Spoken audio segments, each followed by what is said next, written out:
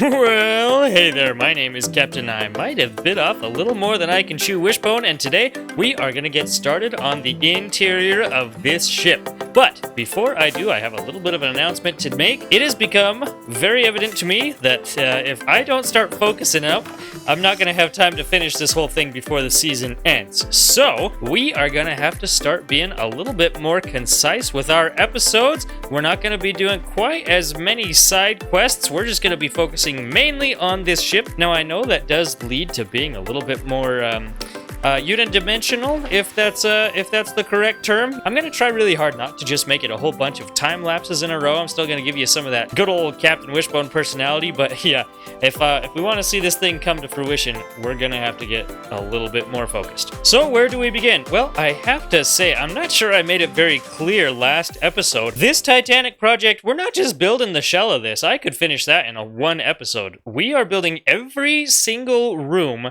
on the inside of this ship. Every single dining room, every single kitchen. So let's hop on down here and see just how we're doing as far as our material collection goes. What we've got here is a 9x3 times 2 plus 1 shulkers of concrete powder. This all needs to be converted into white concrete.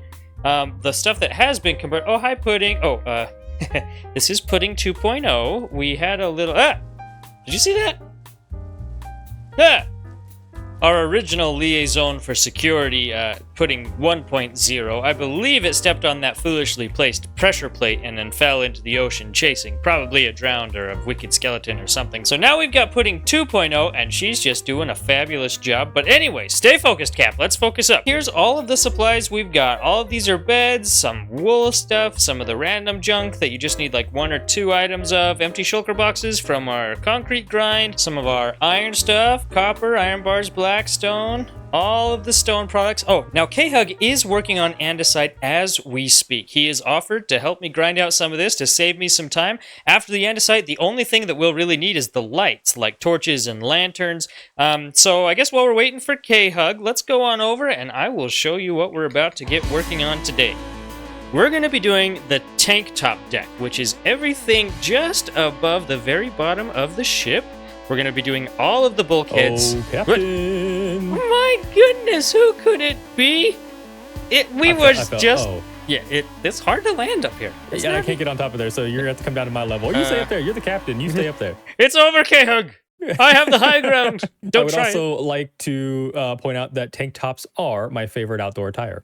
Get out of town. I pictured you more as a wife beater kind of guy. Different tank top, I assume. That's a different tank top. Barbecue stains and all. Well, are you are you bringing me a special delivery? Yes. I've got... How is your inventory empty?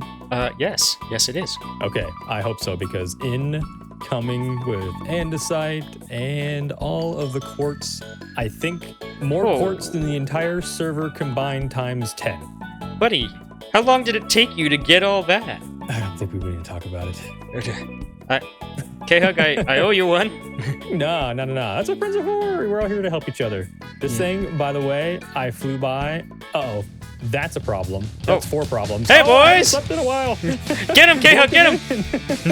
We'll have to outrun him. This thing after leaving... I saw this thing after leaving the Among Us game I was building, and this thing infantizes what I've been doing. I thought I was stressed out about the amount of building I was doing. This is impeccable. I thought you were going to try to shoot for that hole, and I was about to be really impressed. Oh, dude, go watch my time-lapse from last episode. Oh, no. Oh, you're still here?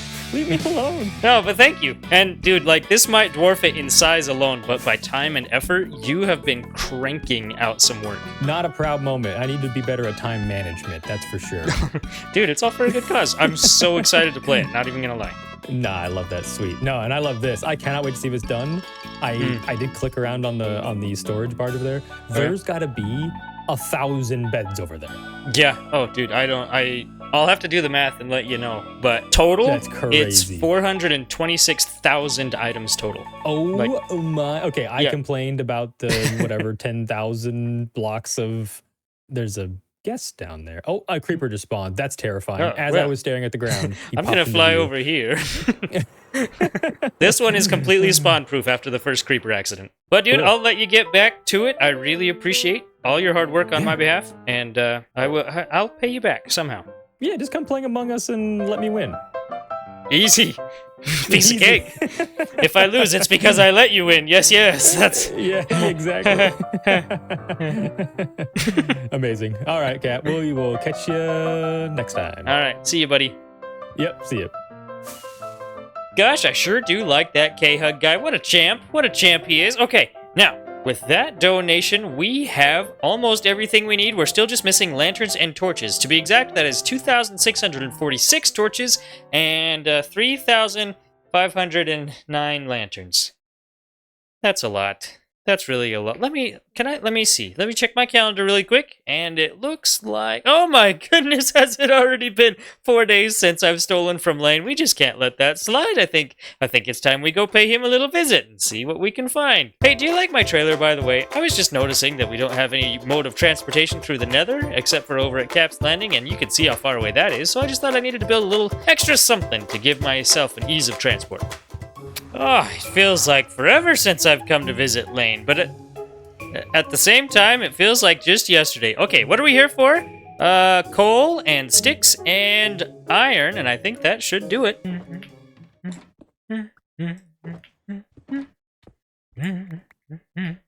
Hey, Cap, what's going on? man? Nothing. Oh, that was a close one. And with that, sitting on this barge, minus what's already been placed, is the 426,608 items that it's going to take to build this ship. And of course, a huge thank you to Lane. He did tell me that he'd been working on those lanterns and torches for me. I wanted to sneak in and grab them. So thank you, Lucky Lane Zero. I hope you and KHugg both see an added measure of success for your contributions. Alright folks, this is it. We are gonna get started. As I was saying earlier, we're gonna do the tank top deck. That includes the 15 bulkheads, which divided it into the 16 compartments. Of those 16 compartments, there were 29 boilers spread across 6 boiler rooms. And then we've got a couple engine rooms, a reciprocating engine, a turbine engine, and then a big electric generator called the dynamo room. I think there might even be more than that, but I can't remember, and it's a big ship, so I guess we'll find out as we go. Are you with me? Full speed ahead!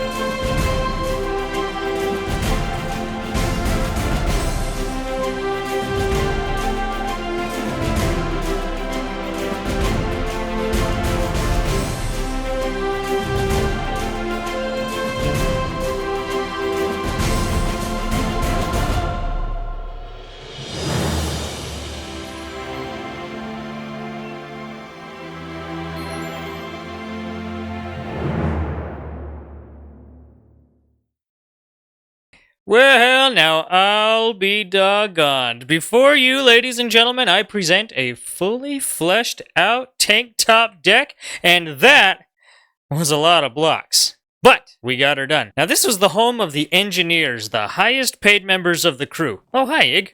Now, these weren't like the super smart, KHugg, jittery bug type engineers. No, these were people who were just in charge of the engine, so they were engineers. They were responsible for keeping this bad boy up ship shape, and boy, did they have a lot to take care of. So let's go all the way up here to the front, and I will show you everything that the engineers had to take care of. This here is the fireman's staircase and the fireman's passage. It goes all the way from up here at bulkhead B. On the other side of bulkhead B, there will be some living quarters for the firemen, and then it goes all the way through here and then into their work areas. Now, firemen might be a little bit of a misnomer as well, at least to us here in the US. We're not thinking of firefighters. Those are people who put fires out. We're thinking about people who build fires up. These are guys who shoveled the coal from the coal bunker into the boiler and then stoked the fires inside the boiler to keep the fires going, to boil the water, to get the steam to propel the engines. But I might be getting ahead of myself. Let's go on down here and I'll show you the first boiler room so you can kind of get an idea of how the whole thing operated.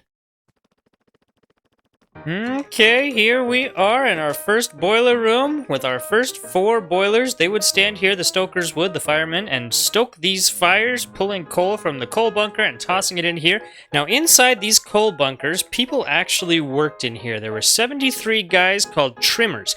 Their responsibility was to run around here with shovels and wheelbarrows and then toss the coal down where the firemen could pick it up. Now, another responsibility of the trimmers was to balance the coal from left to right, also known as port to starboard. Because if you didn't, the ship would actually lean to one side and it would kind of start turning. Now, each of these sections, each one of these boiler rooms is walled off by 2 bulkheads, and those are watertight bulkheads. So, inside each of the boiler rooms, there is one coal bunker that actually has a pump in it. So this is supposed to pump water out in the event of a flood. And because of the limited space, I didn't really build a pump in here, but I'm sure somebody could. There will be a world download of this ship, and you can send me pictures of the pump that you made. Now, obviously, these pump rooms were not intended for the volume of water that they took on after the crash, but for small amounts of water, slow leaks, these pump rooms would have done great. Okay, now before we get too deep, I want to get back into Minecraft mode and show you a super cool building hack that I discovered. As you know, mobs are not Captain Wishbone's best friend, and so you always have to be careful with light levels. Now, I don't have a roof on it right now, and so it seems really bright, but once I get that next deck on over the top, this whole area is going to feel really, really dark. And so I put as much as I could around the edges and still made it look aesthetic, but I don't want to spam torches all over the place. So what I'm going to do instead is I'm going to use glow lichen on the underside of these. Now, it won't be terribly noticeable to us just walking through the boiler rooms, but it should be just enough light to prevent any bad hostile mobs from spawning in here. Okay, I think we are now safe from the baddies. Now let's get back into the tour. If we were to follow our power supply chain here, we'd have trimmers inside the coal bunker throwing coal down to the firemen, who filled up the boilers and kept the fires going so that the fresh water inside the boilers could be turned into steam, and then the steam is pumped down to the engines to give them power to turn and spin. So what happens to all the smoke from the coal inside there? Well, it gets pumped up these little tubes here and into those big yellow and black funnels, the iconic part of the ship that gives it its shape. Now, you might remember there are 4 funnels on top of the ship, but only 3 funnel casings here by the boiler rooms. That's right, there are only 3 functional funnels on the Titanic, and the 4th one, well, we'll get to that in just a minute. Follow me! So the steam comes barreling through all of those boiler rooms, and it's about to get pushed into the reciprocating engine room, one of my very favorites. But first, I have a little secret, a surprise for all the crafters that I haven't told them about yet. You see, there have been so many contributors to this ship, there is no way I would have been able to do it all by myself. There's also no way I'd be able to find the time to pay them back for everything they've given me, whether it be materials, or their time, or even just advice. And so, I am going to pick a room on the Titanic for each of them and dedicate it to them personally and give something special back for everything they've done for me. So it should come as no surprise that my best friend on the server should get my favorite room on the ship. Ladies and gentlemen, I give you Lucky Lane's reciprocating engine room. Steam will come rolling through that bulkhead and power both of these massive engines. The steam power will be converted from linear into rotational energy and power these propeller shafts all the way through to the back of the ship. The ship does have 3 propellers, but only 2 of them are powered by these reciprocating engines, the right and the left ones, or the starboard and port. Those two propellers are a little bit bigger than the center one. They stand at 23.5 feet in diameter versus the 16.5 at the center. And because these are piston engines, they are actually capable of being run in reverse as well. So here are two massive machines responsible for momentum and drive. And that just reminded me of Lucky Lane a little bit. He's always willing to just jump in and help out, do whatever he can to make sure everybody is moving in the right direction. So go on over and check out Lucky Lane Zero's channel if you haven't already. He's a real good friend of mine. Now he owns a reciprocating engine room, so congratulate him. So two of the propellers get their power from this room here, but what about the third propeller, Cap? Well, let me show you. We're heading into the turbine engine room. Just above us, you can see those steam pipes coming from the reciprocating engine room, and then they go into the turbine engine. Now, the turbine engine works a little bit differently than the piston engines. Have you ever blown across one of those pinwheels, or maybe you watched a windmill working? Well, the same concept is applied here. Hot steam is pushed across these angled blades really, really fast, and so as it hits the blades, it makes them spin, and that is attached to this center propeller, and so the center propeller spins as well. And because of that mechanical system, this one actually cannot go in reverse.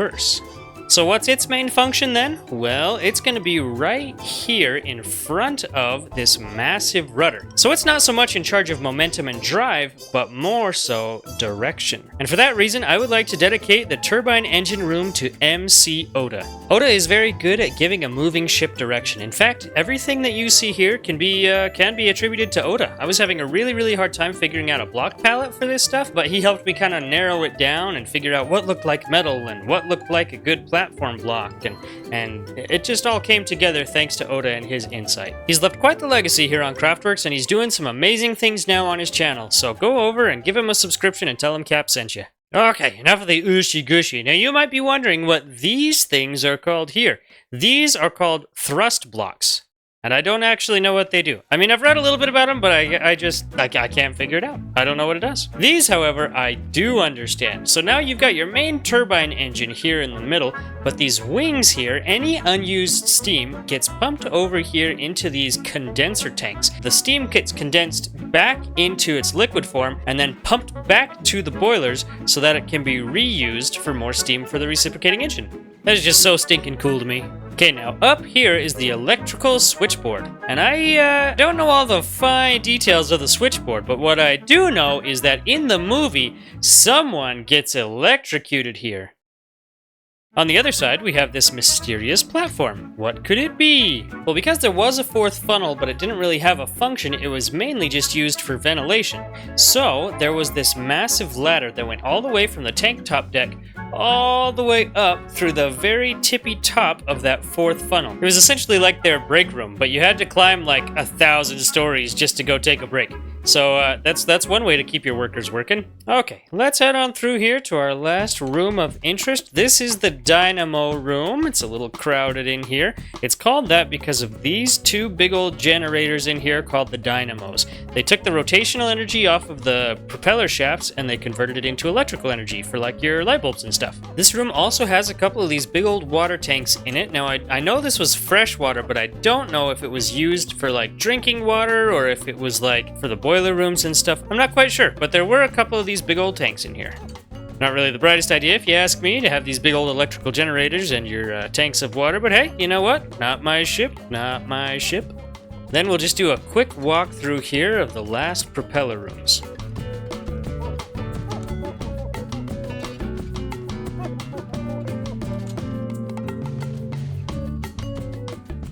And that's it. That's everything. So one last fun fact for you before we end the episode. Did you know the ship sank at 2:20 a.m., but the lights on the ship never went out until 2:18? That means that 2 minutes before the ship sank, there was electricity coming out of the dynamo, which means there was steam coming into the dynamo, which means there was coal being thrown into boilers all the way up until the very end. And I just think that is one of the most impressive things I have ever heard in my whole life. That's one of those like motivational historical stories that you hear, and it just makes you think, you know? Well, Cap, what's up next for you, my friend? Well, we build up. I went ahead and ran the perimeters of the decks around just so we had a pattern or a basis to go off of, but we got C deck, D, E, F, and G. So I'm thinking where not all the decks are sitting at the same height right now, I want to build the lower sections up to at least meet those, and then we can do the whole ship length at one time again. So I'm going to have to dig through my notes and see what the best course of action would be, but I'll tell you one thing, I'm running out of time. And I'm running out of time quick. So I'm hoping I can continue to produce good regular content, but I gotta be honest, I might just have to crank the ship out and then release videos after it's all done, just so I don't miss the end of the season. But I guess we'll see what happens. But as always, Captain Wishbone loves ya, and I'll see you in the next one. Full speed ahead!